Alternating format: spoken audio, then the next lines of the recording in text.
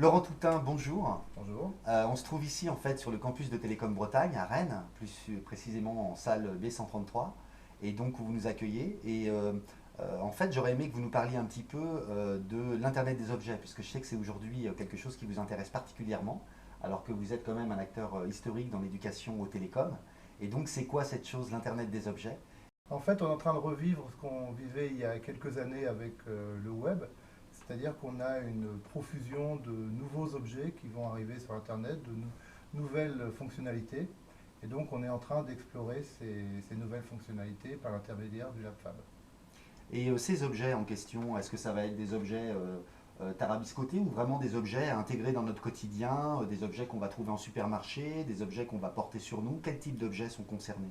Pour l'instant, ça va surtout être des objets tarabiscotés parce qu'on est en train de découvrir ce que c'est qu'un objet sur Internet.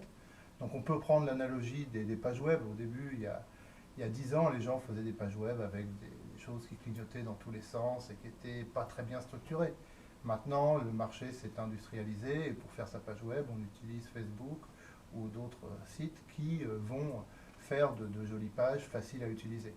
À l'heure actuelle, pour les objets, on est vraiment au balbutiement et donc on va avoir des choses un peu tarabiscotées, mais le but pour nous, en tout cas en tant qu'école d'ingénieur, c'est d'explorer ces méthodes et de voir comment on peut les rationaliser et comment on peut permettre une meilleure interconnexion entre ces objets. Bonjour Baptiste. Bonjour Hugues. Merci de nous recevoir ici sur le campus de Télécom Bretagne.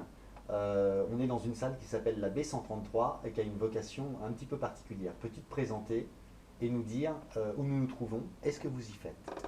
Alors je m'appelle Baptiste, je suis ingénieur au département RSM et comme tu l'as dit, on est en B133, une salle de formation, une salle de prototypage et puis aussi accessoirement une salle de cafette. Et cette salle en fait nous permet donc de former nos élèves ingénieurs et de former également des élèves des beaux-arts aux technologies libres de prototypage rapide qui sont Arduino, Processing, l'impression 3D, etc. Donc ça veut dire que ici, dans une école d'ingénieurs, on utilise aussi des techniques qui sont des techniques, comme on dit, d'open source hardware ou de do it yourself. Tout à fait, mais même surtout dans une école d'ingénieur, je pense que des outils comme Arduino par exemple sont de super plateformes de formation, justement par le fait que ce soit du prototypage. On arrive très rapidement d'une idée à un prototype.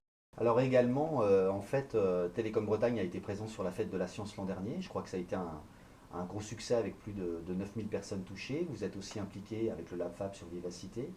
Tu parlais des ateliers Arduino que tu as initiés à Rennes, à la cantine numérique, alors qu'il n'y avait pas encore de lab. Et je crois qu'au total, tu as participé à la formation de plus de 500 débutants hors les murs de l'école.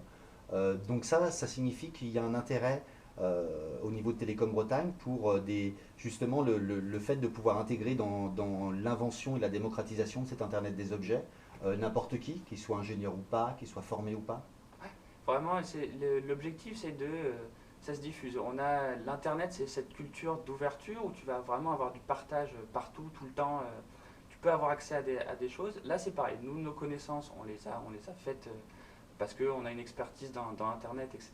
Maintenant, ce serait dommage de limiter la formation à juste nos étudiants. Donc, on essaie justement d'ouvrir au maximum et nos projets, nos formations, on les ouvre maintenant au grand public pour que tout le monde sache faire des objets connectés. Ouais. Le LabFab de Rennes a accueilli un certain nombre de Fab Labs francophones. Tu étais là au mois d'octobre dernier. Et depuis, en fait, il y a quelques thématiques qui intéressent tous ces Fab Labs d'Afrique, bientôt d'Asie et du Québec et de Montréal. Et au titre de Télécom Bretagne, le LabFab s'est positionné sur une de ces thématiques pour travailler et puis partager et développer des résultats en lien avec les Fab Labs des autres pays. Peux-tu nous en dire un mot? En fait, toutes ces technos, à un moment, il faut qu'elles servent. Et nous, on pense que l'énergie, c'est un bon moyen d'utiliser ces technologies. En l'occurrence, avec le projet Smart TB, nous, on s'intéresse à collecter des données de consommation électrique, l'objectif étant de réduire cette consommation au niveau d'un bâtiment, d'une habitation particulière, etc. Et on s'intéresse à former les gens à nos technologies, qui sont ouvertes et open source, pour que les gens se l'approprient, puissent réduire leur consommation, échanger, toujours dans une idée d'ouverture et de partage. Parfait, donc j'espère bien qu'on va pouvoir programmer ensemble des ateliers citoyens autour de Smart TB le plus rapidement possible. Merci beaucoup. Longue vie au Téléfab, au LabFab et à Télécom Bretagne. Parfait. Merci Merci. Baptiste.